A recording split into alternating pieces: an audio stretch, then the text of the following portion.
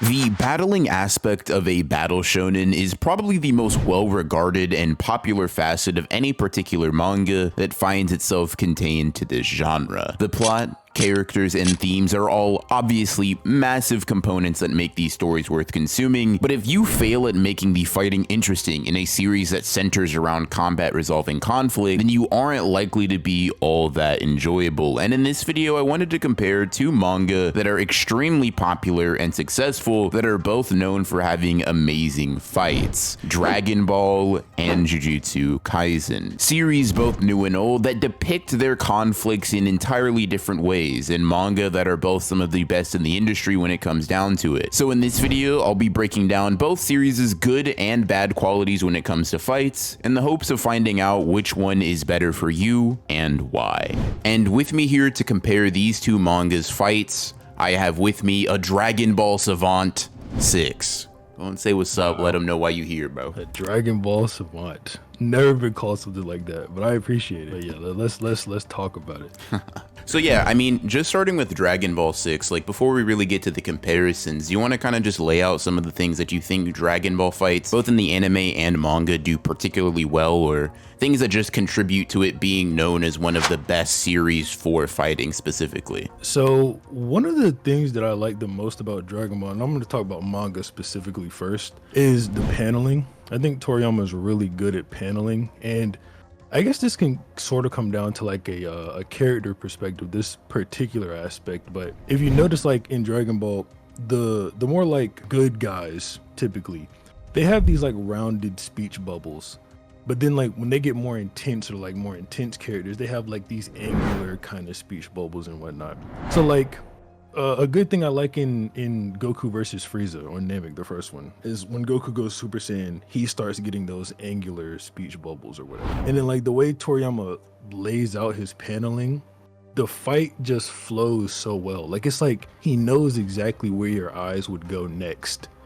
Like from this panel to that panel to that panel. He's just like, someone actually drew it out on Twitter, like the way your eyes flow when you normally read, and it's like Toriyama is just matches up perfectly like that. Yeah.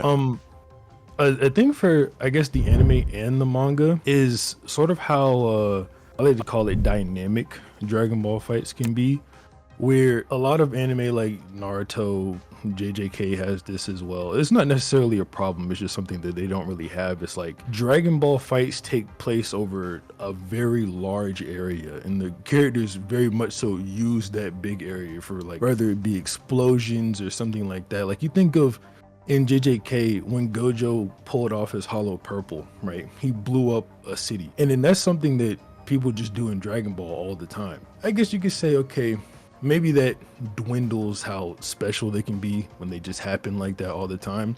But I think there's something special about Dragon Ball where it's like willing to go there. Like it's willing to pull off all those explosions, and it's like I don't know, you can really feel it whenever that happens. Yeah, I will say I definitely agree on both points you brought up, actually. I think there's something special about Dragon Ball being able to cover so much distance over a particular fight, in part just due to the power ceiling that they have in there. I mean, even relatively early on in the original Dragon Ball series, I mean, you have characters that can blow up mountains, or if you're like Master Roshi, just destroy the moon at a moment's notice, and then obviously the power just increases more and more. So you have characters like Goku, Frieza, or Vegeta like traversing half of a planet in the span of one single panel.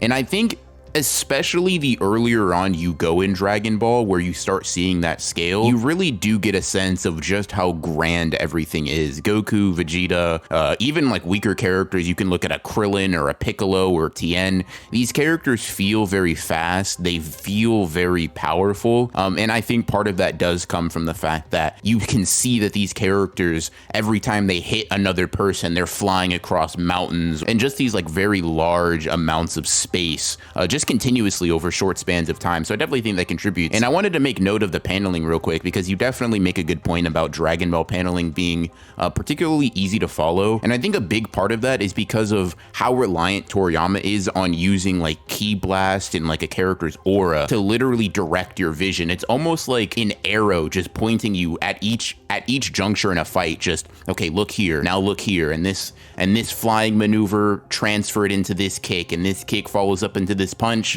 transfers into this, etc., etc., etc. It really feels like you are seeing these characters play out fluidly to a very striking degree. Like, a lot of manga have really good paneling, a lot of manga have really good choreography, and as we'll mention in a little bit, JJK is indeed one of those manga, but particularly on the paneling point, which I do think is quite separate from choreography in its own right, it just makes the medium of manga seem very, very fluid. Things don't get confusing, where they could honestly really easily get in a sequential storytelling style such as manga or comic books. So Toriyama being able to sort of transcend maybe those limitations that other mangaka seem to run into, I think does contribute quite heavily to his ability to depict these fights and like these major titanic clashes of power very well and very interestingly, even though you could say they could kind of get repetitive in terms of scale, because of how well he draws these fights and how interesting some of the things that the characters do are. It doesn't really stop you from enjoying the fight. Another thing I'd like to mention specifically that Toriyama does really well is you get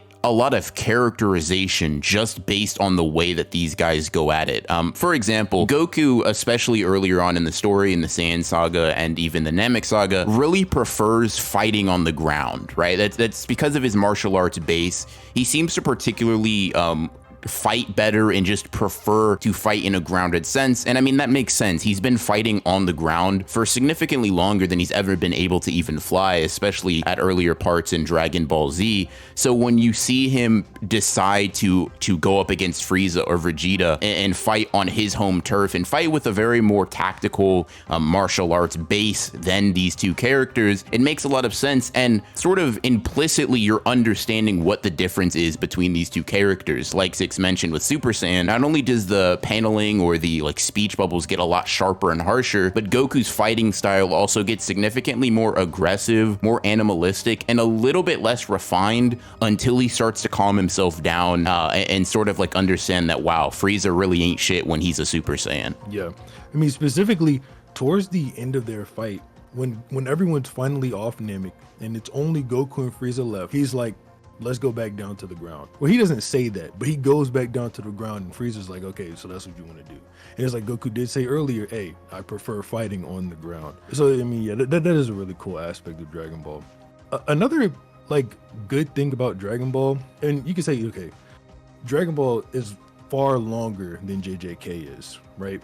But Dragon Ball gives you this sort of, like, pick your champions type deal when it comes to handling their big fights. Like I would say, Gojo versus Sukuna is definitely JJK's biggest fight. Dragon Ball has a bunch of Gojo versus Sukunas. Like, it's got Goku versus Frieza, Goku versus Vegeta, Goku versus Cell, Gohan versus Cell, Goku versus Kid Buu. It's got a lot of those, but a lot of those fights, there's not really a whole ton of emotional buildup for that final fight. The final fight sort of thrown there at you, and all the emotional buildup happens through all the other characters. Goku and Frieza specifically, Goku doesn't meet Frieza until they fight. But you know, like leading up to this point, you want Goku to run into Frieza. You know Vegeta's not gonna get it done. Krillin and Gohan definitely aren't getting done. But okay, maybe Piccolo could have. He was pretty convincing when he was fighting second form Frieza. But when it gets to that final part, it really feels like you picked the right guy when Goku steps up to fight the dude. That's why, like, the Cell, when he gave up against Cell, that was so, like, shocking. Like, what? Yeah. It really feels like, you know, you're, like, a part of it when it finally gets to the end.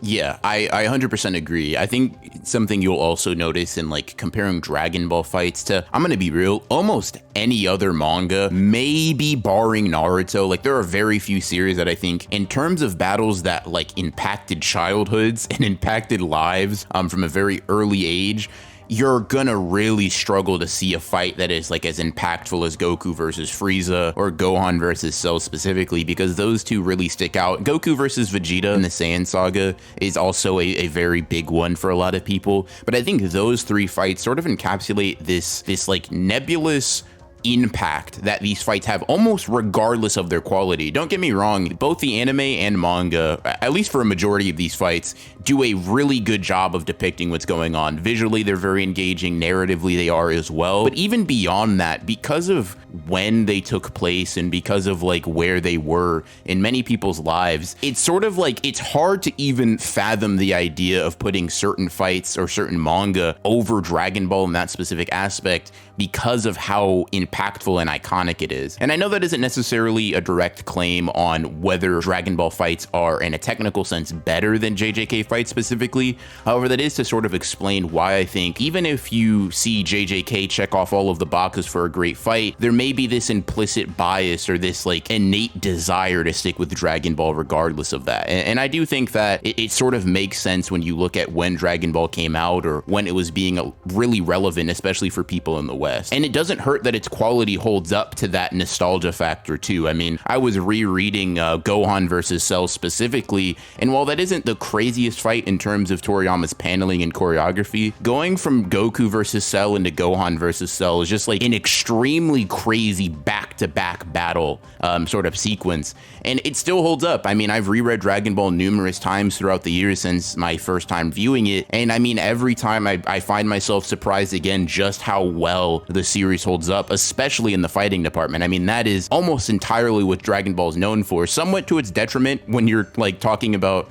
character or narrative quality. And you definitely, you can definitely see it in some of Dragon Ball fans' approach to talking about the series. But I mean, you can never really say that it doesn't have impactful, enjoyable fights. And I'd like to sort of shift over to JJK because I'm someone who's been screaming from the rooftops, much like basically every other fan of the series, that Jujutsu Kaisen has really, really solid fights.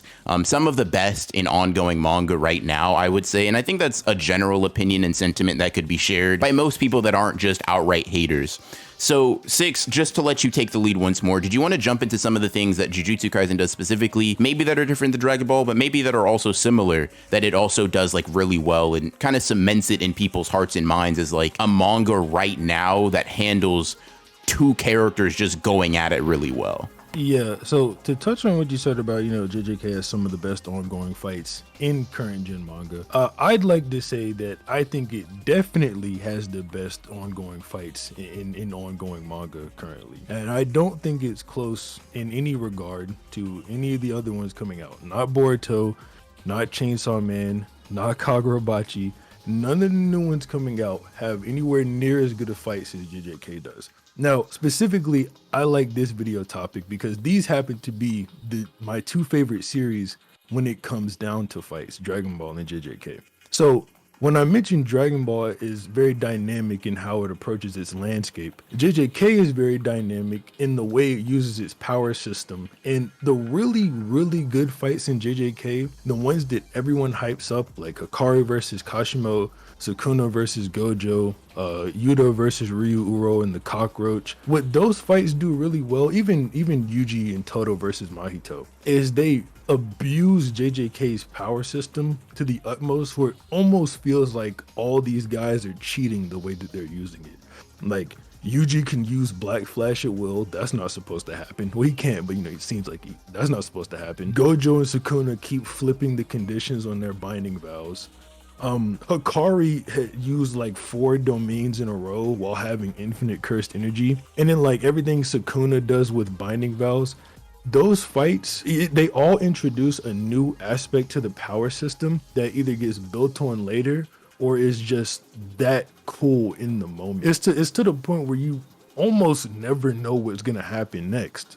Like, a big example is the difference between 235 and 236. If you read 235 as like, standard manga brain, you would think there's nothing Sukuna can do to Gojo. There's absolutely nothing he can do to come back from this. I even thought that.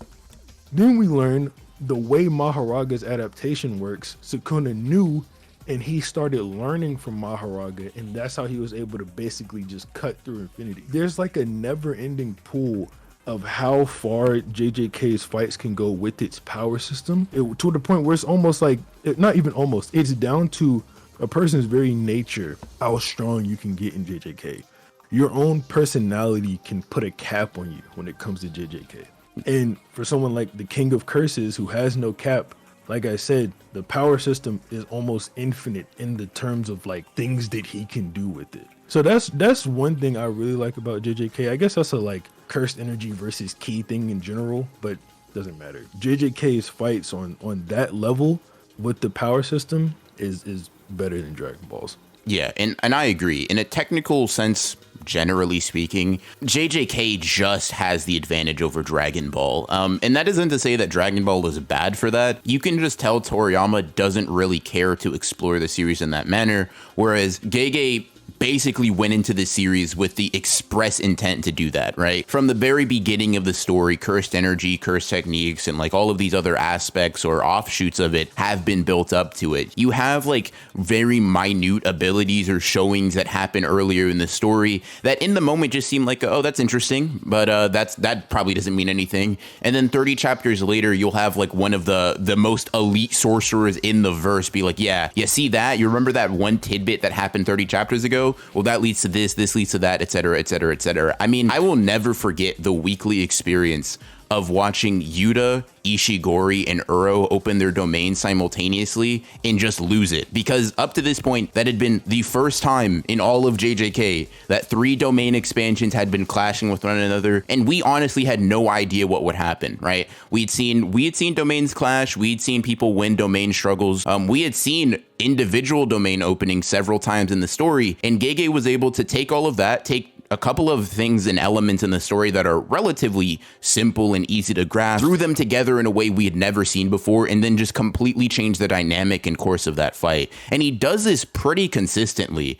He even is able to incorporate like characters explaining their abilities into the power system itself, as it's sort of an implicit binding vow on the verse that if you reveal the abilities of your technique, or you just reveal what it is in general, you literally get a power boost. So that thing that a lot of anime and manga fans dislike, where a character just drones on and on about their ability and like sort of tips their hand, Gege just is able to explain away as like, yeah, they can do that, but they also get stronger because of it. And then the layers just get deeper and deeper. You have characters like Toto who abuse that fact, literally partially explaining your technique, but leaving out certain details in order to confuse your opponent and lead them to conclusions that they normally wouldn't have. I mean, just the simple fact that Toto can clap and not use Boogie Woogie has literally changed the course of 2 major fights, including him and Yuji. And when you just think about how technical these fights can be and how deep they can actually get in terms of the power system, I can understand that if you're a certain type of viewer, like me specifically, and most likely Six, that's really fun to engage with. It's very fun to see like how exactly Gege is going to make a character interact with another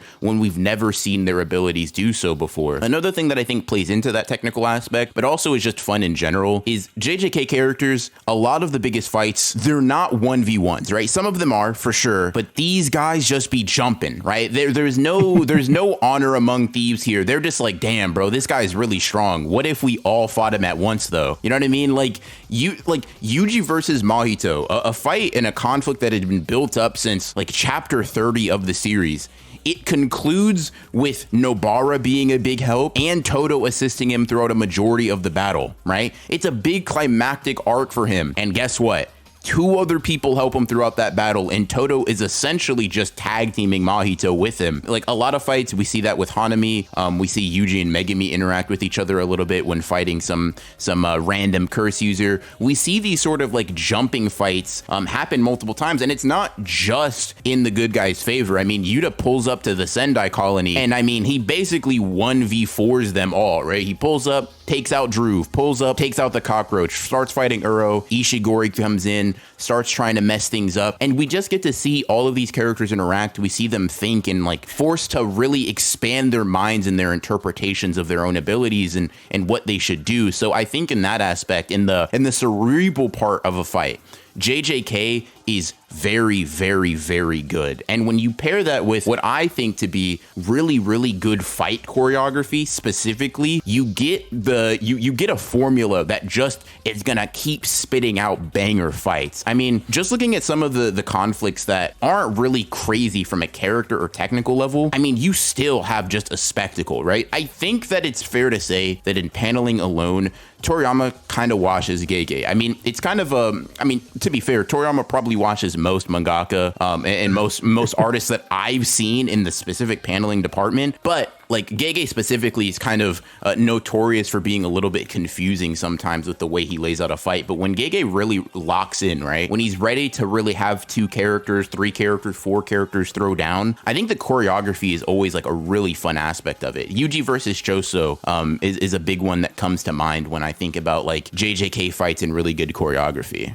Yeah, Yuji versus Choso is one of my favorite fights in the entire franchise. I would definitely put that fight in my top 5 among like all JJK fights, like up there with, well, not up there specifically with Gojo versus Sukuna, like Kashimo versus Akari and whatnot, but like it's in top 5 with those types of fights. And it's also like one of the things for me that I really didn't like about JJK before I did like a little reread through the series, not like a full reread, but just like a skim through, was I always felt like the stopping power wasn't really there. Like the ends of the fights never really satisfied me. But then like Choso versus Yuji was one of the ones that stuck out to me. It's like, oh yeah, this is a pretty good end to this fight. But I didn't like how Gojo cut in at the end of the Hanami fight or whatnot, even though the Hollow Purple was really cool, but it didn't end up killing him, you know. And I also like how Gojo, you know, ended up just crushing Hanami up against the wall.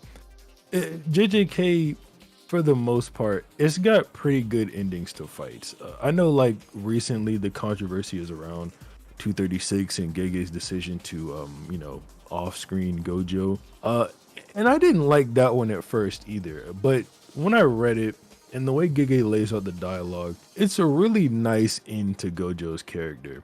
And I think that I probably prefer the way Gege wrote Gojo's ending to the one that I had like thought out for him.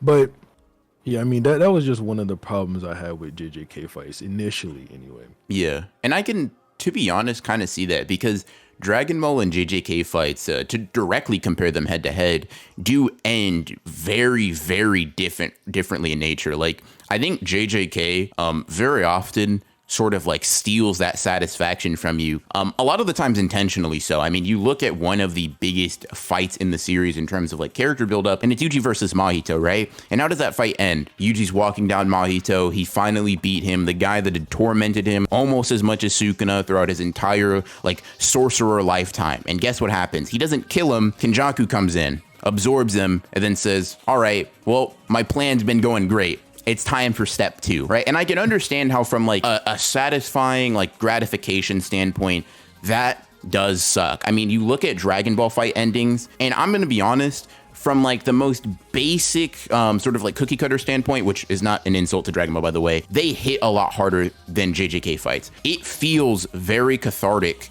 to see Vegeta run almost literally with his tails between his legs, right? As he's like, oh, bro, I just got cooked. These guys, I don't know. I wasn't ready for this, bro. I'm a spin back, but right now I got to go get healed, right? That's satisfying to see. Goku and his friends won. To see Goku just stare down Frieza, blast him, and leave, that's satisfying. To see Trunks come in to a guy that we had just saw terrorize the cast for like 40 chapters, slice him in half, blow him up, and then disappear, that's satisfying. Gohan versus Cell, that Kamehameha clash, that's satisfying. These fights, I think, from like a being cathartic standpoint, I'm gonna be honest, blow JJK out of the water. Now that doesn't mean their fights, or rather their endings to the fights, are inherently better. It's just a different writing style. So it's gonna pretty heavily depend on how you feel about how a fight should conclude. Because despite Yuji versus Mahito not ending in a way that is wholly satisfying to Yuji, I personally think that's one of the best moments in the series. I think that's one of the like just the most cohesive and like well built up parts of the story, especially for Yuji's character. And I love that fight. And I think it has a very satisfying ending from that perspective. But if you compare that to Gohan versus Cell, right? Gohan just won. He incinerated him, right?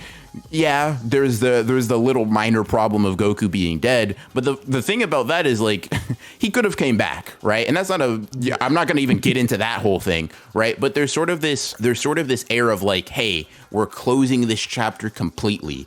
Yes, Gohan beat Cell. Yes, there were some losses, but hey, all's well that ends well, basically, right? Whereas with a lot of JJK fights, it's like, I won, but the story keeps going. And I think that's a general story structure difference that you can see that Gege and Toriyama take. Yeah, I mean, to circle back around towards like something I said to at the beginning of the video where Dragon Ball has like champions and it feels like you chose the right guy. When people get involved with the Dragon Ball fights at the end, like specifically Gohan versus Cell or Goku throwing the Spirit Bomb at Kid Buu, you feel that a lot more because the characters also feel like the audience at that point. So when they're helping the champion you chose end this bad guy, like when everyone's giving their energy to Goku for the Spirit Bomb with Kid Buu, it's like you can't help but put your hands up to try to give energy as well. And I know everyone did it as kids. Everyone did it. Don't try to lie to me. So it's a nice feeling when you know this is about to be over. This is done. That Kid Buu is wrapped up.